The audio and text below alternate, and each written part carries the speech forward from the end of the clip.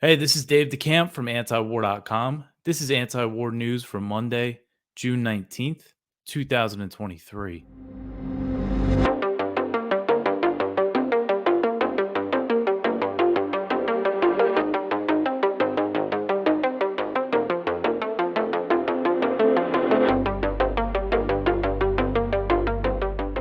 All right, the first story at the top of antiwar.com today.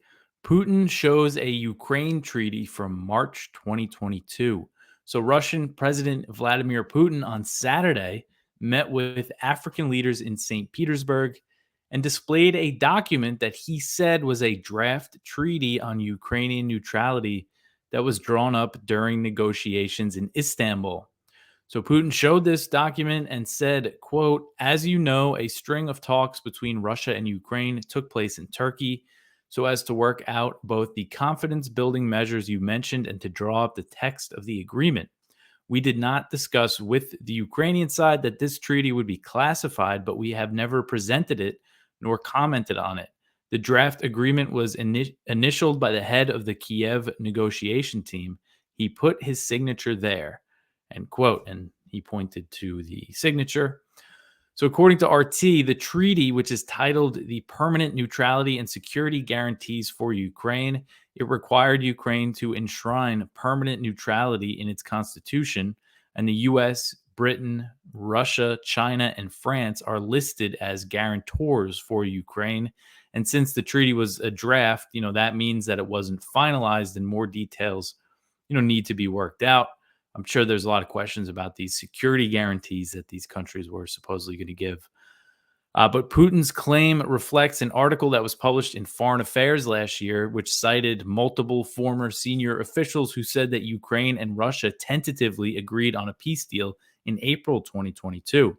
They said that the agreement would have involved a Ukrainian promise not to join NATO in exchange for a Russian withdrawal to the pre-invasion lines, and Ukraine would have received security guarantees from several countries. Russian and Ukrainian officials met face-to-face in Istanbul, Turkey on March 29th, 2022. So those negotiations were followed up by virtual consultations. So what's interesting is that after that meeting, that same day, I remember this because I wrote an article about it, Russia's lead negotiator said the talks were constructive, and the Russian Defense Ministry announced that it would drastically reduce military activity near Kiev. Because when Russia first invaded, they came in from the north from Belarus, and this led to the complete Russian withdrawal from the north there. So it was timed with these talks, and they said they were pulling out to foster more peace talks. Putin said that after the Russian withdrawal, Ukraine abandoned the treaty. He said, quote, we pulled our troops away from Kiev as we had promised to do. The Kiev authorities tossed their commitments into the dustbin of history. They abandoned everything, end quote.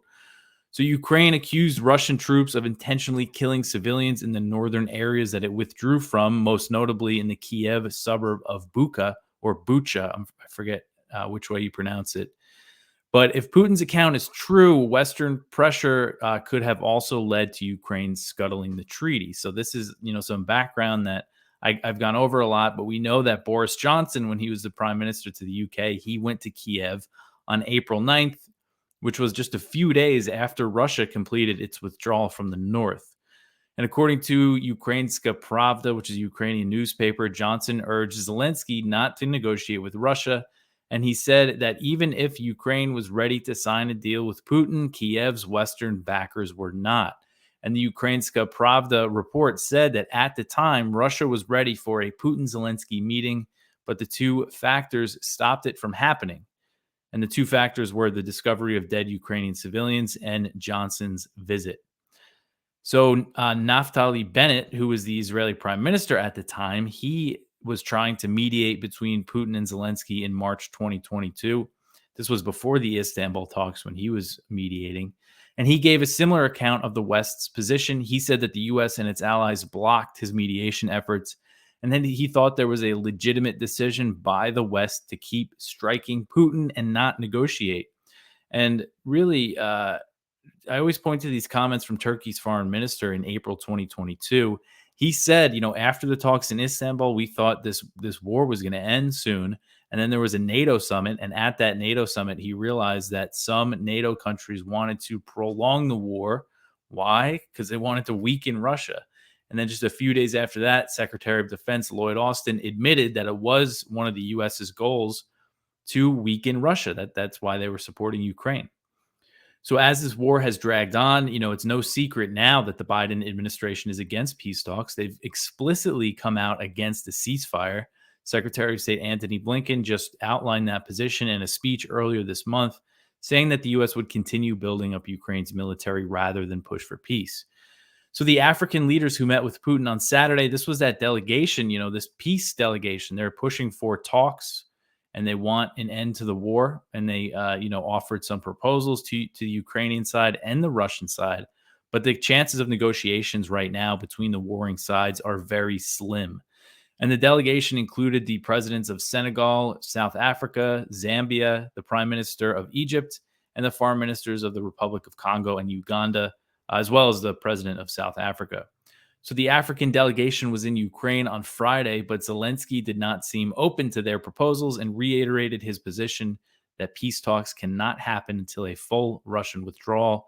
And then in Moscow, after the talks, the Kremlin said that the peace initiative presented by the African delegation is very difficult to implement, difficult to compare these positions. So, I think it's good to see countries trying, pushing for peace. But right now, the way things are, there's just I'm very pessimistic about the prospects for negotiations, especially as you have the U.S. still providing this full-throated support and explicitly being against pausing the fighting.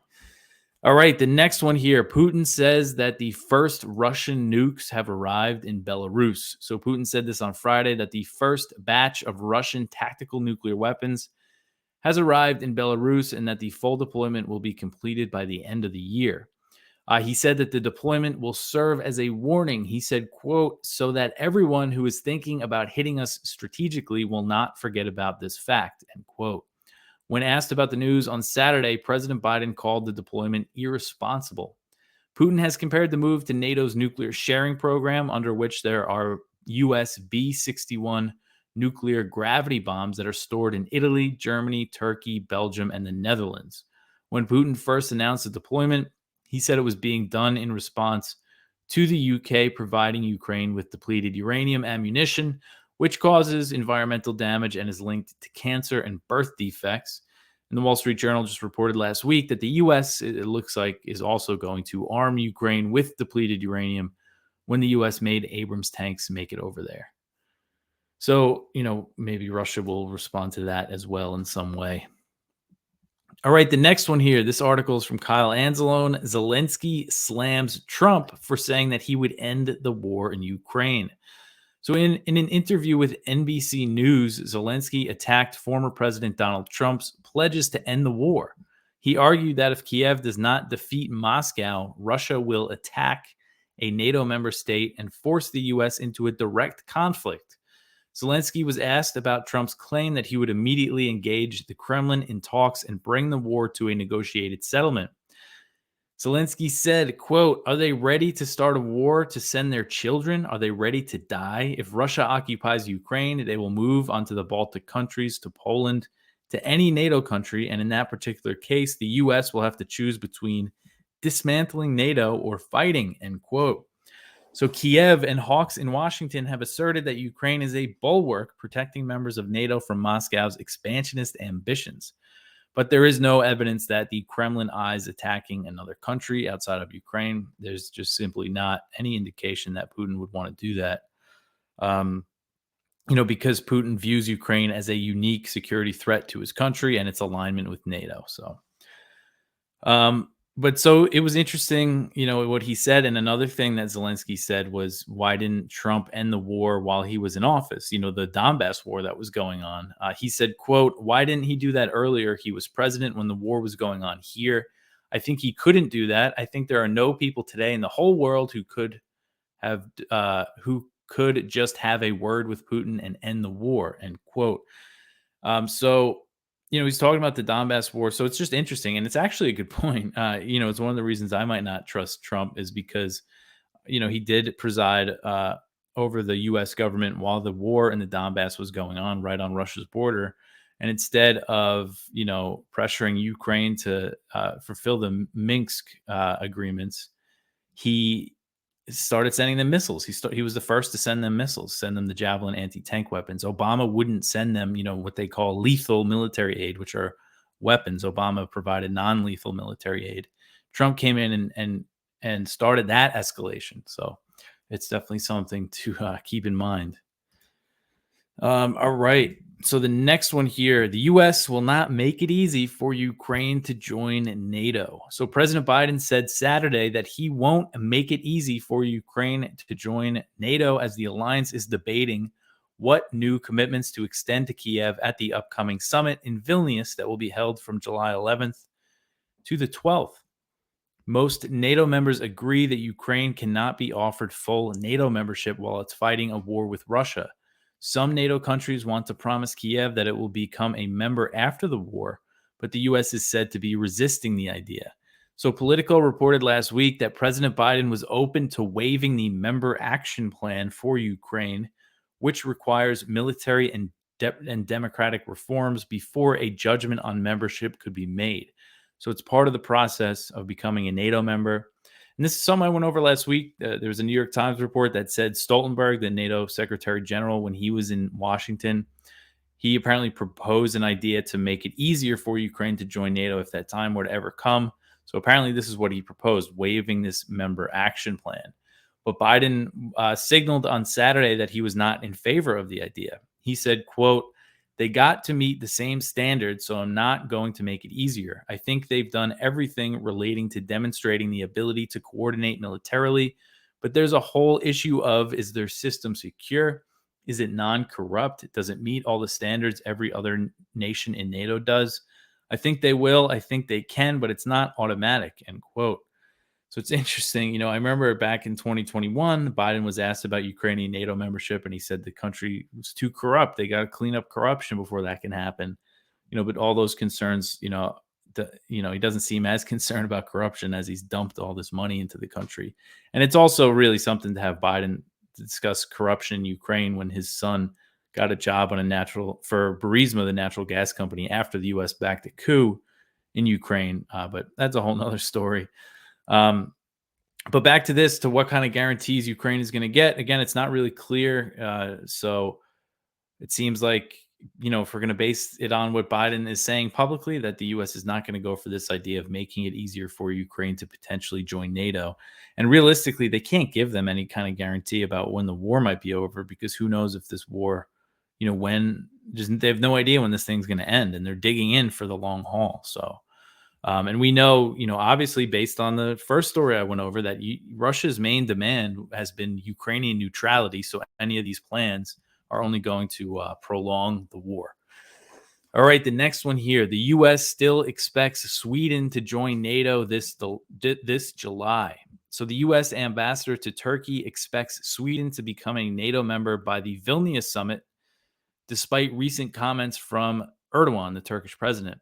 So this is Ambassador Jeffrey Flake. He said, quote, "We hope Sweden can become a member of NATO soon. We fully expect and hope that by the time Vilnius comes, that Sweden will be a member," end quote. So this comes after Erdogan said, a few days earlier that Sweden should not expect to become a NATO member by the Vilnius summit. He said the Swedish government must do more to curb anti-Turkish protests. And Flake, the U.S. ambassador, said that Stockholm has taken a number of steps to address Ankara's security concerns, but the measures, which include a new anti-terror law, have sparked anti-Turkish and anti-NATO protests in Sweden. And Erdogan wants them to crack down. Their main gripe is Sweden's alleged support for the PKK, which is a Kurdish militant organization that Turkey and many Western countries consider a terrorist group. So PKK flags were spotted at these demonstrations in Sweden. And Erdogan wants them to crack down. So Hungary still has not approved Sweden's NATO bid. So Turkey and Hungary are the two holdouts. It was the same situation with Finland.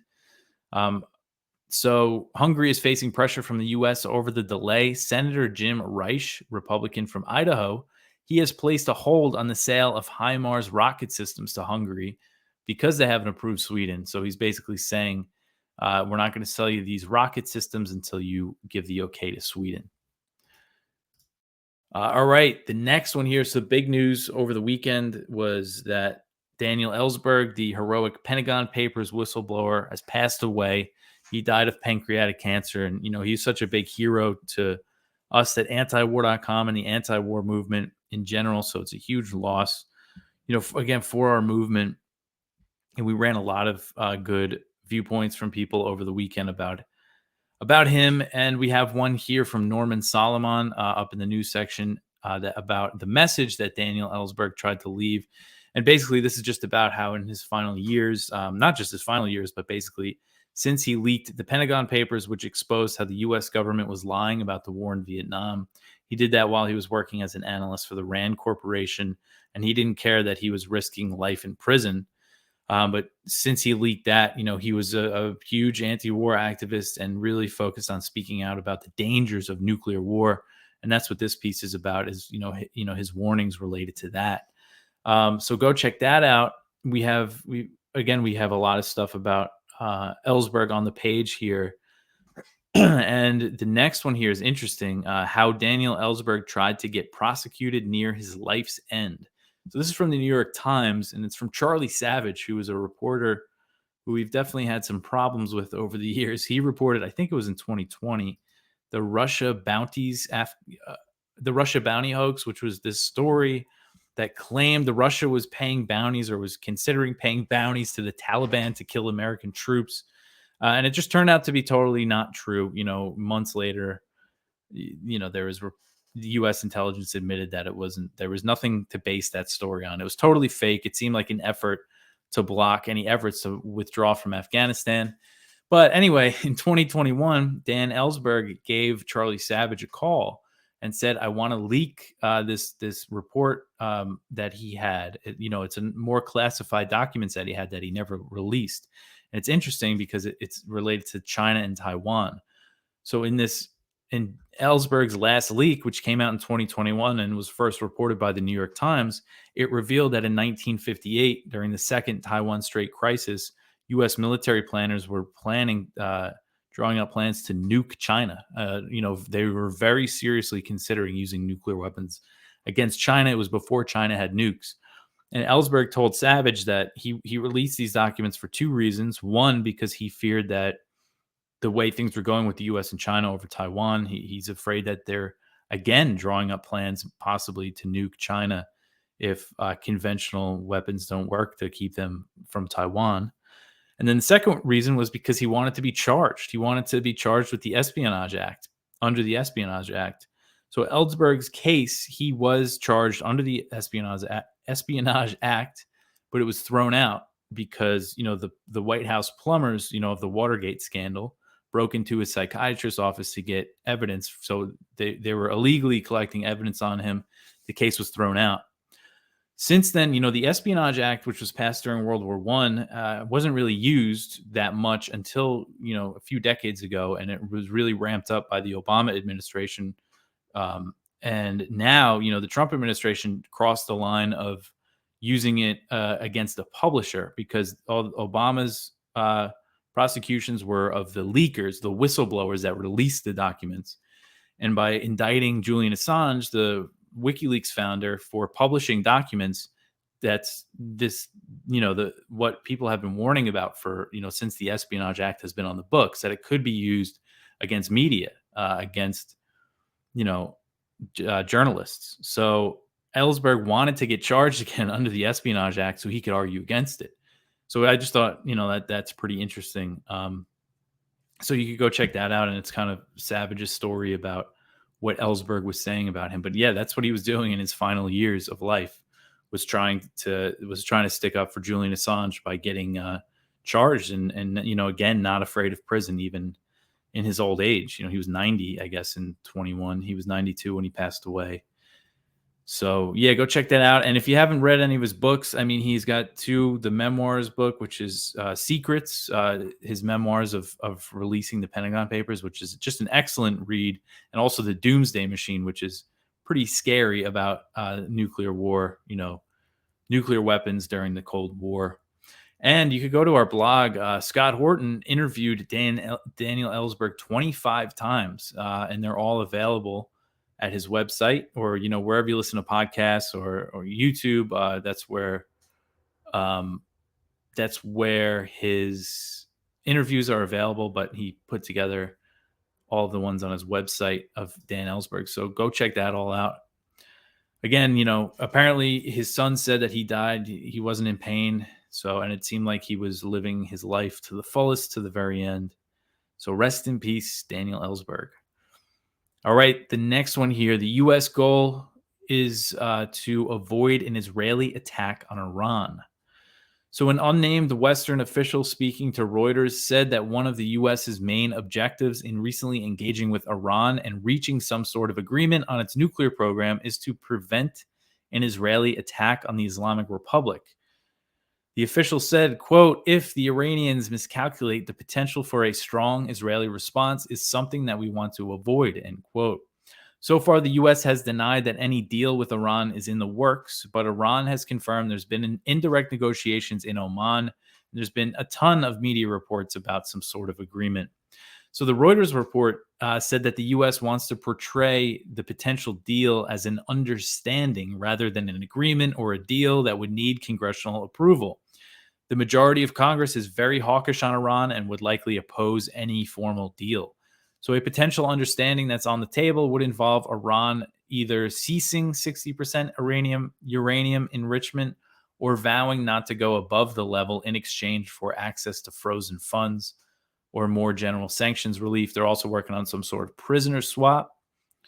So it's interesting, Israel is sounding the alarm about Iran's nuclear program, but they're opposed to agreements that would restrict their uranium enrichment, that would put caps, that would put strict limits on their nuclear program.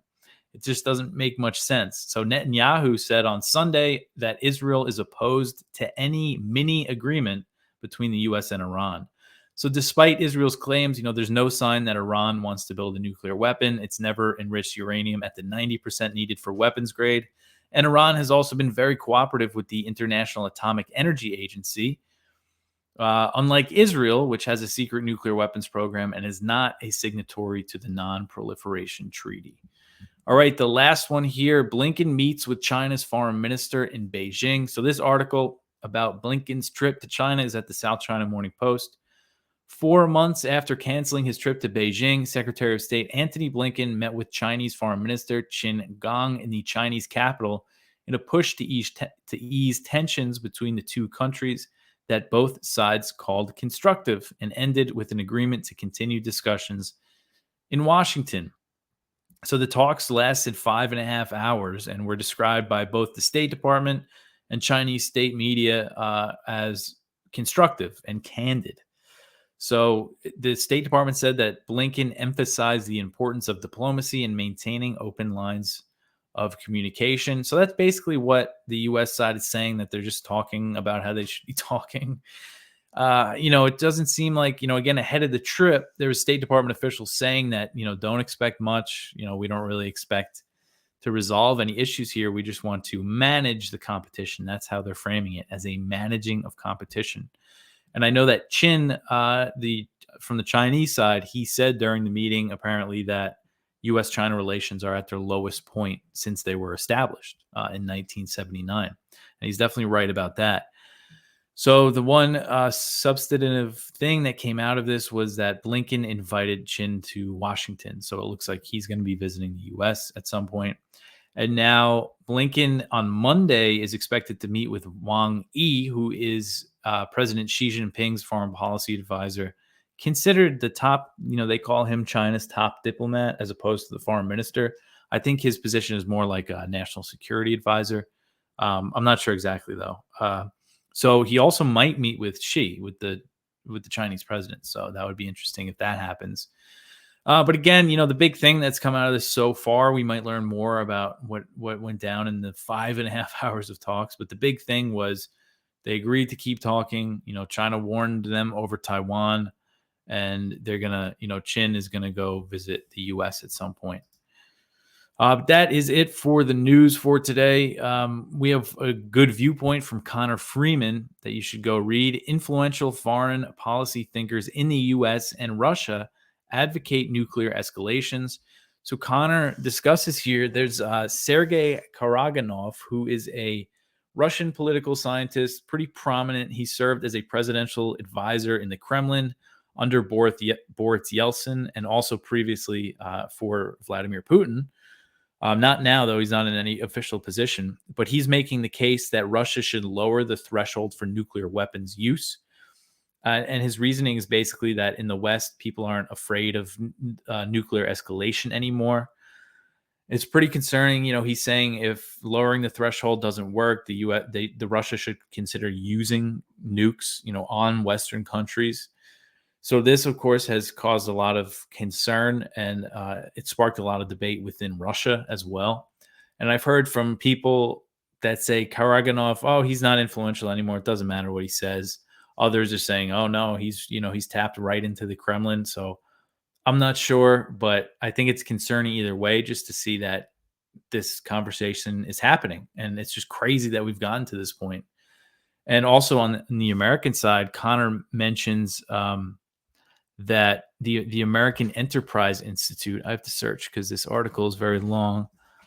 Somebody over there, I forget his name. Oh, Michael Rubin. So Michael Rubin, writing at the American Enterprise Institute, he said that the U.S. should give Ukraine tactical nuclear weapons. They should give tactical nukes to Ukraine. So that's insanity. I don't know if Michael Rubin is really influential at all anymore. But again, these are concerning things to see being discussed. And we have to recognize, as Dan Ellsberg would have wanted us to, that there is a huge danger here of the potential for nuclear war. That's why we got to end this thing. The next one here, we have one from Ted Snyder. Is he right? Fact-checking Blinken's Helsinki speech. One from David Sachs, writing at Responsible Statecraft. Will upcoming NATO summit launch forever war in Europe? About the potential for Ukraine getting some sort of guarantee on NATO membership. One from Peter Van Buren, the DeSantis torture question at the American Conservative. And that is about DeSantis, who's running for president now. He worked at Gitmo at Guantanamo Bay, and he's never really said much about it. And there's accusations that he was present for torture. And he said that he said himself once that he recommended, the force feeding of prisoners at Gitmo. So there's just a lot of questions about what he did there exactly. Our viewpoint is from Robert Ellsberg, who is Daniel Ellsberg's son, a father's legacy to his son and his country. And our spotlight is another one about Ellsberg at The Intercept. This is also from Norman Solomon. Daniel Ellsberg wanted Americans to see the truth about war. Another thing that just popped in my head. So Ellsberg's case under the Espionage Act was dismissed because the Nixon administration was spying on him. They broke into a psychiatrist's office to gain evidence. We basically know now that, we know Assange was under surveillance when he was in the Ecuadorian embassy, and meetings between his lawyers were, bugged, and people's phones were bugged that went in to visit them. And there's a very strong evidence that it was the CIA, that the guy who ran the private company that was doing the surveillance was working for the CIA. It seems pretty clear that he was. So that should be enough to throw out the case. And I think that was another point, Ellsberg was trying to make. But anyway, that's everything for me for today. You could always support antiwar.com at antiwar.com/donate. Share the show. Tell people about antiwar.com and all that. I'll be back tomorrow with some more news. Thanks for listening.